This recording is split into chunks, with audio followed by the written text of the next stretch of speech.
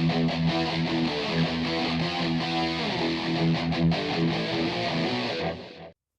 guys, Running Reaper here. So, 2023 is almost over. We're into the final stretch. It's New Year's Eve, so obviously everybody's really excited, rejoicing, looking forward to what 2024 has in store. But before we can look forward to what the year ahead has in store for us all, we're first going to look back at 2023 as a year. So, that's exactly what we're doing, looking at the movies that released in 2023 and giving my appreciation for the 10 best ones that released. Obviously, this is all films that released in cinemas and on streaming in the year, and this is by UK releases, by the way, so that's why some stuff is on here that, before we get all the whinging of, oh, but that's not a 2023 release, it released over here this year, so that I'm just going by what I've seen this year. Yeah, obviously other people's lists are going to be different.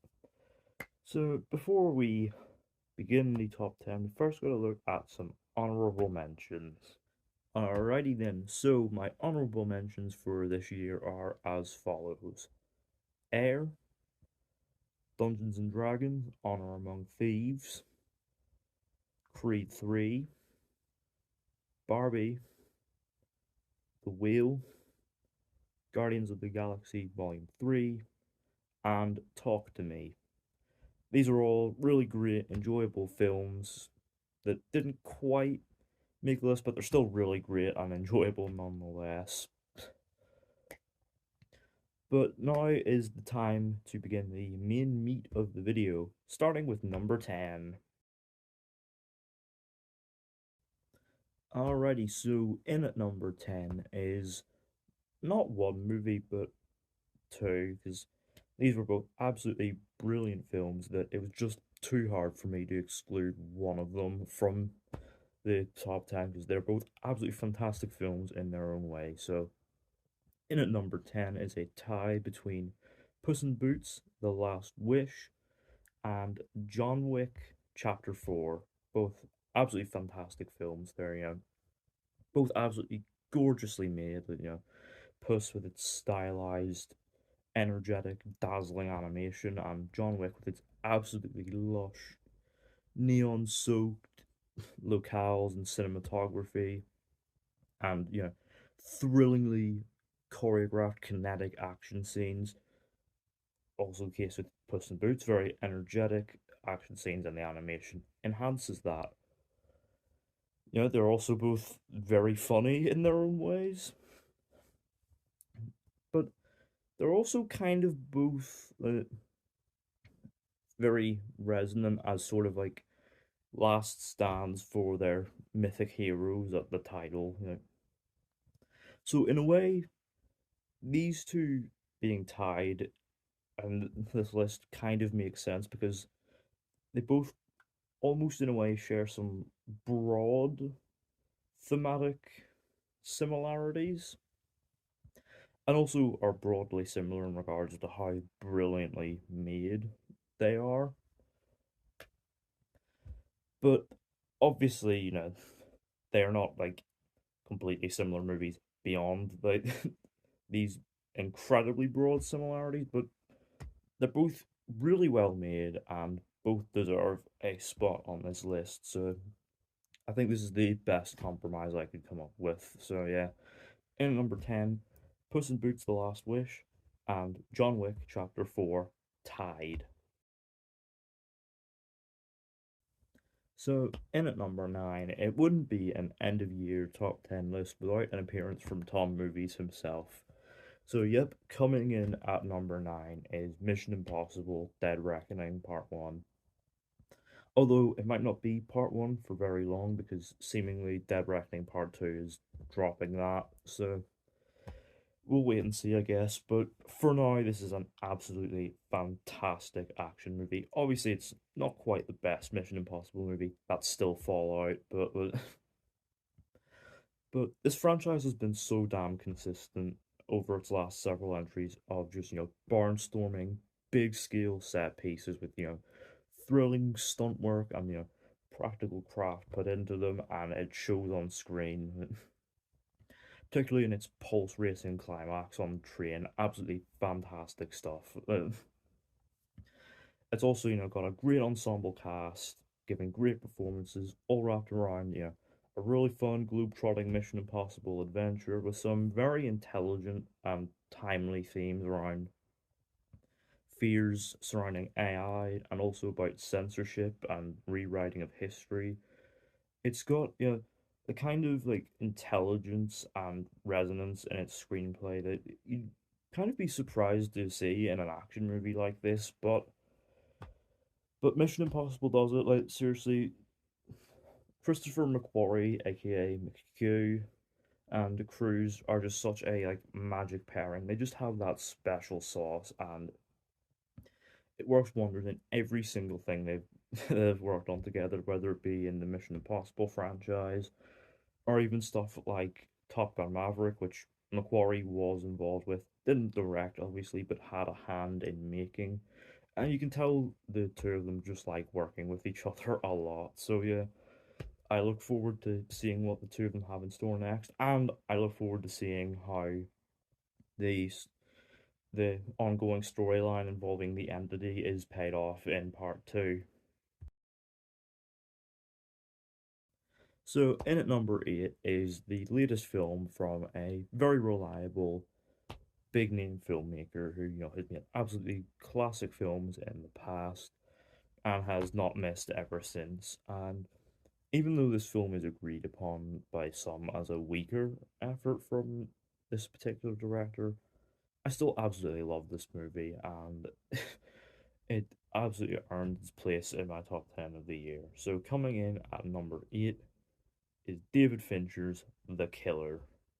Yeah, I this is an absolutely brilliant movie. It's a film very grounded, kind of low key thriller, sort of about the showing the realities of the world of organized hits and the hitman profession, where you've got these jobs that are very meticulously sort of planned out, and also meticulously disposing of evidence when the job is done. But it also sort of shows the reality of what happens and when a job goes wrong and the mess that that creates. It's an absolutely brilliant film. Had me hooked from beginning to end. It's an incredibly like it's a film that really like quietly hooks you in and does not let go until it's over. It's a very well told film. It's got really stunning cinematography, but also kind of low key in keeping with the film. A banger Smith soundtrack, some well deployed moments of dark humor, and a cracking central performance from Michael Fassbender as this guy who is that very methodical and organized in regards to his line of work, but is also kind of terrible at his job. It's a great film, and watching it a second time a couple weeks after my initial viewing really solidified just why I love this movie. It's just a brilliantly made, well executed thriller. So, in at number 7 is a film which has proven to be very divisive in film circles online, such as Letterboxd, Twitter. No, Elon, I'm not calling it that. But you know what? Fuck it. I absolutely love this movie. It's it just had me absolutely hooked from beginning to end. This is the sophomoric feature from Emerald Fennell, Saltburn. Yeah, I love this movie. It's a film that that really like it was just incredibly captivating, essentially from beginning to end. It's an incredibly wild, kind of debauched exploration of like class satire, eat the rich kind of thing, but also not really. It's also a much more a film about like lust and desire and how that and how that obsession can consume a person. It's incredibly well made. It's absolutely gorgeously shot in this beautiful 4:3 aspect ratio, which conveys a whole range of scales and and works really well for its modern period piece, tone and aesthetic.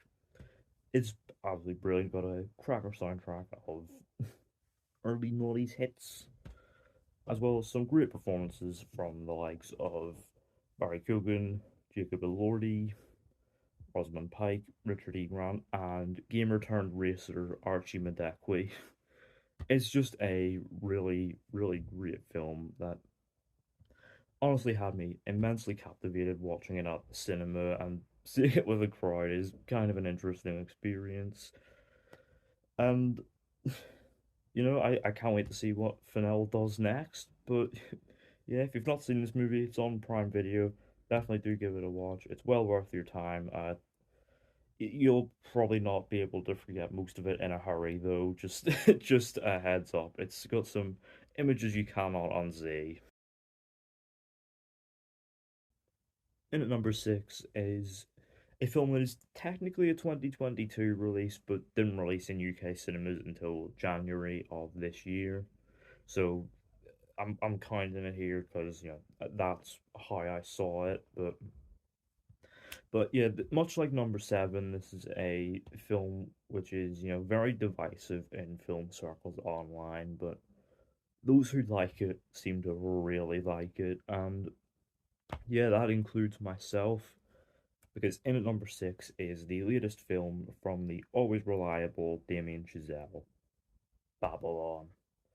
What a ride this was. This is a 3 hour epic charting the transition from the silent era films to the talkies, but also sort of charting the wild hedonism and debauchery that went on behind the scenes at the time with these wild drug fueled parties.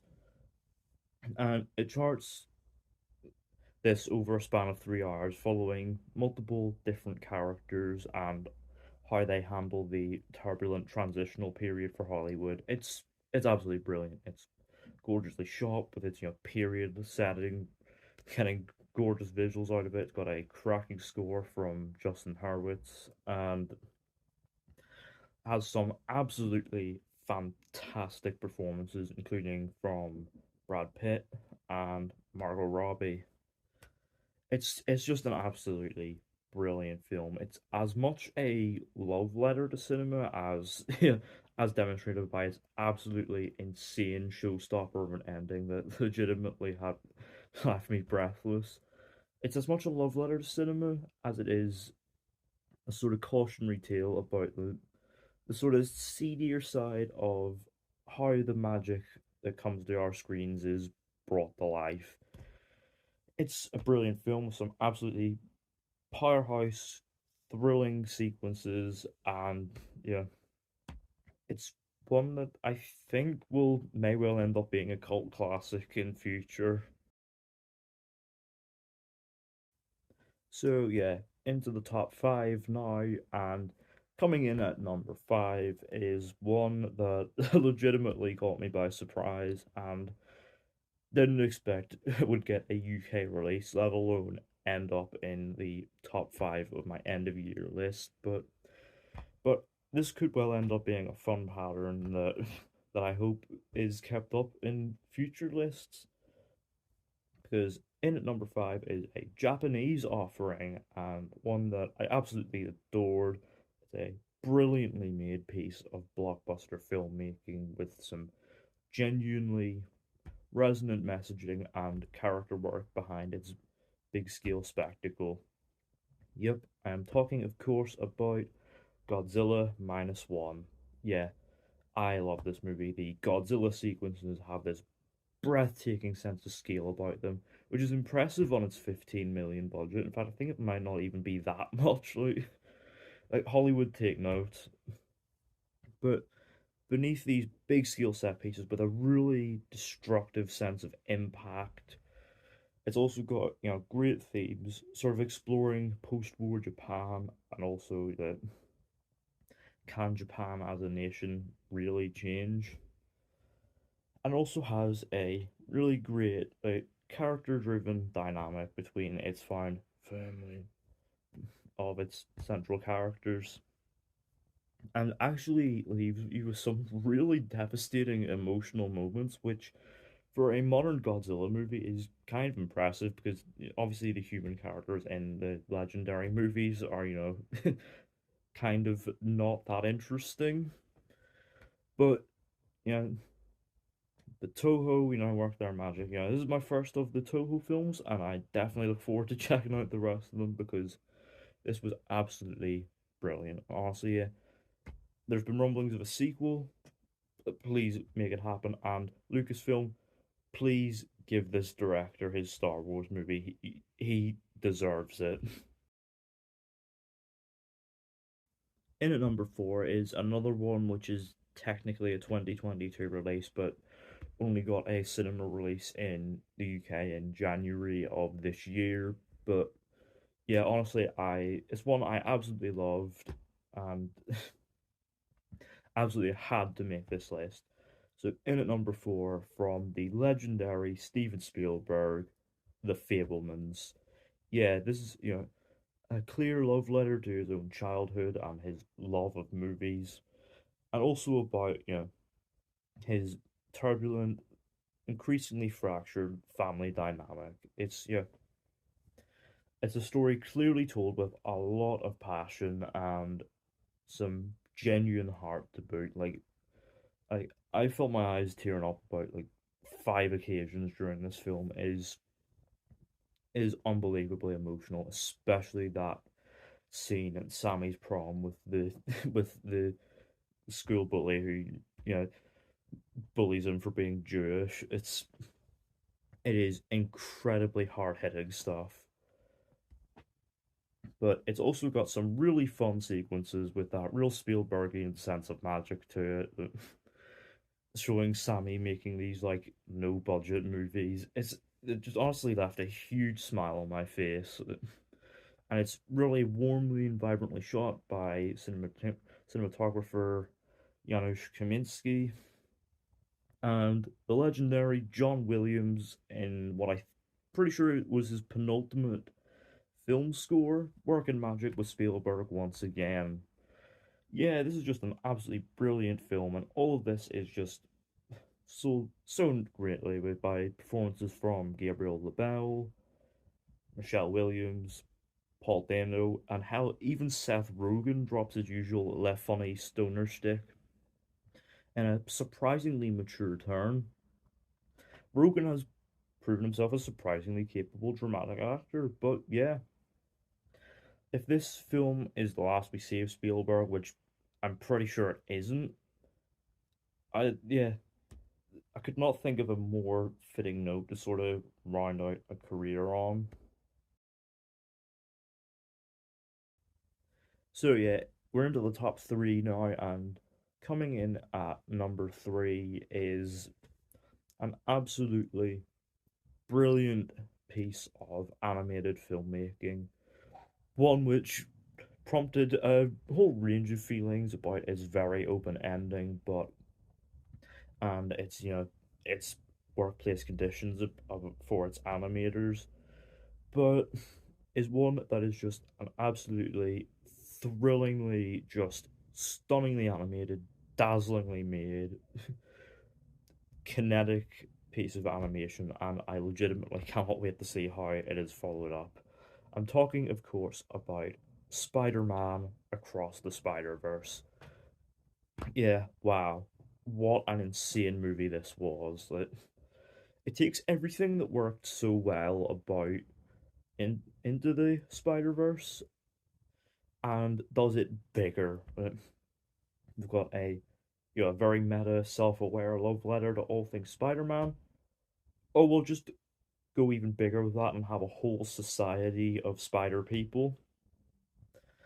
We've got a multiversal plot with a villain that threatens the multiverse as we speak. Oh, so we'll we will literally have this one villain just be a danger to the multiverse and really build up that threat, the spot.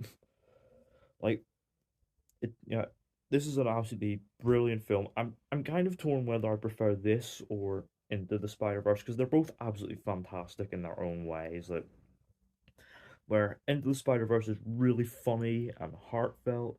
This is incredibly thrilling, just an insane sense of pace for its 2 hour, 20-minute runtime. And yeah, it's also funny and has heart to it, as well as some absolutely insane action set pieces. Like the one on Mumbattan is just absolutely breathtaking. Yeah, I can't wait to see how that cliffhanger ending is paid off in Beyond the Spider Verse. But I think we'll just give the animators some time, let them cook, because yeah, I think we could well have an all timer film trilogy here. So, in at number two is a film from an absolutely legendary filmmaker, and one who, on interviews promoting this movie, has been reflecting on the time he has left on Earth and how he worries he won't have the time to make all these films he wants to make. And honestly, I think cinema really will not be the same when this guy goes. I'm talking, of course, about Martin Scorsese's latest epic, Killers of the Flower Moon. Yeah, this is an insanely good film. It's an absolute epic. 3.5 hours charting the whole saga of the Osage Nation murders and the which spawned what I believe is the first FBI case, charting how these like rich white men led by William K. Hale took the planned to take the Osage's oil, which they'd earned their wealth from, and the white men came and tried to take it for themselves, one by one, bumping off the Osage people. It's it's a very timely story about about racial cleansing, which should definitely spark anger about how little it's white perpetrators got got done for in the end. And it's also just a brilliantly made movie, as you expect from Scorsese. The cinematography, the production design, the editing, the soundtrack, it all works wonderfully in building a culture and a period of time. It's just so brilliant, and it's got great performances from Leonardo DiCaprio, Robert De Niro, the best he's been in a while, and of course Lily Gladstone. Absolutely fantastic movie, and I cannot wait to see what Scorsese has in store next. Because yeah, as I said, cinema really will not be the same when he goes. So before we get into number one, I just want to do my annual thing of giving one film a special mention. And there were multiple different films that I wanted to give this to, but the one that I've chosen ultimately is the one that surprised me the most. Obviously, you've heard the stories about, in fact, you've seen all the discussion online, the absolutely hilarious trailer dialogue, how, played to death the trailer was in US cinemas, and, and ultimately the declining track record of its director. But what we got in the end was actually just a really fun movie, a proper old school crowd pleaser. Talking, of course, about Neil Blomkamp's Gran Turismo. Yeah, I didn't expect much from this myself, but I'd heard some good things about it. I went in to see it at the cinema, and yeah, came out really pleasantly surprised, a huge smile on my face. That this is the kind of like sincere crowd pleaser we don't really seem to get a lot of anymore, in the area of, these really snarky, self-aware blockbusters. But honestly, this is just a really sincere, feel-good, crowd-pleasing underdog story that will leave a lot of audiences with a big smile on their faces. It's just so much fun. It's got great racing scenes, these sweeping drone shots, like CGI engine shots, immense sound design, even implementing some of the visuals from the actual Gran Turismo games in a very clever little little visual twist. I mean, yeah, it's familiar stuff, and there's no real surprises. But yeah, the product placement at the opening is hilariously on the nose. But once it really settles into its groove, it's a super fun, crowd-pleasing story with great performances from Archie Madekwe, David Harbour, and hell, even Orlando Bloom. Yeah, bet you've not seen him for a while. And honestly, yeah, I'm really looking forward to seeing what Blomkamp does next. Actually, though, I think this could be a solid career path for him. A one for them, one for me. So yeah, this is it. The moment you've been waiting for. The top dog, the best of the best, the creme de la creme, the number one film of 2023. And let me just say, this was a no-brainer. This is the latest film from one of my favorite filmmakers doing an epic historical drama about a significant moment in history with a huge ensemble cast, and it's just overall a ridiculously immense piece of filmmaking. And yeah, absolutely, without a doubt, the number one film of the year. I'm talking, of course, about Christopher Nolan's Oppenheimer. Wow, where do I even begin with this film? The fact that this is a 3 hour dialogue heavy film with, men in rooms talking about politics and quantum physics, and yet for the entire 3 hours, it's never boring. It keeps up a insanely good sense of pace, like, with these, heavy stakes of the potential limitless destructive capabilities of the atomic bomb. It's insanely well shot from Hoyt van Hoytema, Nolan's go-to now, with scenes in color and black and white as a really cool visual storytelling technique. And you've got another cracking Ludwig Göransson score. Honestly, yeah, if Nolan and Ludwig end up being the new pairing, I would not be disappointed. As obviously Nolan's booming sound design is paired up quite nicely with all of those, like the Trinity test scene. Yeah, what a jump scare that was in the cinema. But where would all this be without some insane performances from its ensemble cast? Like seriously, everyone here is great, which is a surprise considering how big this cast is. But particular props have to be given to Cillian Murphy and a career best Robert Downey Jr. Them two are fantastic. They are like the heart of the film, and this film has to be taking number one because seeing this at the cinema, it just left me with such a gut punch that I don't think anything else in the top 10 quite matched. Like, this really left an impact on me, and so without a doubt, the best film of 2023 has to go to Oppenheimer. So yeah, that is my top 10 films of the year, and so concludes 2023. Let me know down in the comments what is your personal top 10 list for the year. And also, what films are you anticipating in 2024? Let me know all that down in the comments. Don't forget the thumbs up on if you enjoyed. Don't forget the subscribe button if you're new. Don't forget to turn on post notifications so you don't miss an upload. And I wish you all a happy new year.